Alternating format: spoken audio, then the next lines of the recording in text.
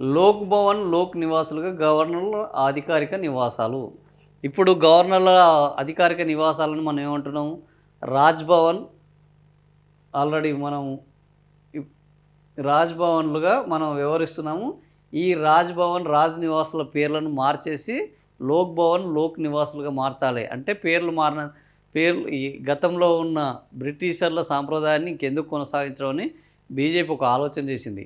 కానీ పేర్లు మార్చినంత మాత్రాన ఇవి జనాలకు లోక్ భవన్ అంటే జనభవన్లు. రాజ్‌భవన్ అంటే ఇంతకుముందు రాజులు ఉండేది. ఆల్మోస్ట్ వాళ్ళందరూ అదే పద్ధతిలో కొనసాగారు.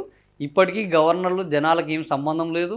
గవర్నర్లకు జనాలు ఫిర్యాదులు ఇవ్వడం గానీ, ఆళ్ళు ఫిర్యాదులు తీసుకోవడం గానీ, అవి ఇచ్చినా గూడా ఇంతకుముందు మన దగ్గర ఎవ్ గవర్నర్‌లుగా పనిచేసిన వాళ్ళు అట్లాంటి కొన్ని పనులు చేశారు. కానీ దాని మీద ప్రభుత్వాలే తీవ్రమైన వ్యతిరేకత ప్రదర్శించాయి.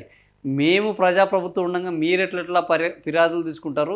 మీరు ఫిర్యాదులు తీసుకున్నా మేమే కదా పరిష్కరించాల్సింది. సో, ఇట్లాంటి ఈ ప్రయత్నాలు చేయొద్దు అని ఒక ఘర్షణ వాతావరణం గవర్నర్‌కు ఎవరికి ప్రభుత్వాలకు గూడా జరిగింది. సో, ఇప్పుడు లోక్ భవన్, లోక్ నివాసాలుగా మార్చిన ఇవి జనాలకు సంబంధించిన భవన్లు కాదు. జనాలు వచ్చే భవన్లు కాదు అనేది మాత్రం అందరికి తెలుసు. పేర్లు మార్పుతోటి జనాలను మభ్యపెట్టే కార్యక్రమం తప్ప ఇవి జనాలకు దగ్గరయ్యే పాలన కాదు, జనాలకు దగ్గరయ్యే కేంద్రాలు కాదు. జనాల సమస్యలను పరిష్కరించే వీళ్ళకు అధికారం కూడా వాళ్ళ దగ్గర లేదు. ఎందుకంటే వాళ్ళు కేవలం రిఫరల్. వాళ్ళు ప్రభుత్వానికి రిఫర్ చేయడం తప్ప స్వయంగా నిర్ణయం తీసుకునే పరిస్థితి లేదు.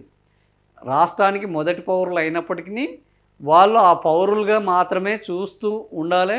లేదా వాళ్ళకు తోచిన విషయాలను వీళ్ళకు ప్రభుత్వం ముఖ్యమంత్రికి గానీ, మంత్రివర్గాన్ని గానీ చేరవేయాలి. లేదా వీళ్ళు ఇచ్చిన వాటిని ఆపడం వరకు పనికొస్తారు.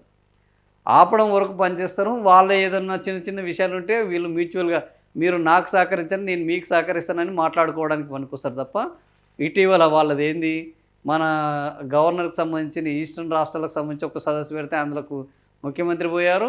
దానికోసం ఈ కార్ రేస్ మీద వాళ్ళు సంతకం పెట్టారు.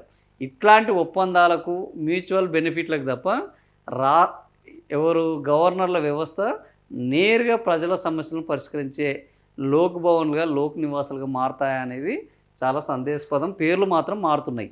పేర్లు మారినంత మాత్రాన వాటి యొక్క ఆచరణ మారుతుందంటే ప్రస్తుతానికి ప్రజాస్వామ్యంలో ఆ పరిస్థితి లేదని చెప్పొచ్చు.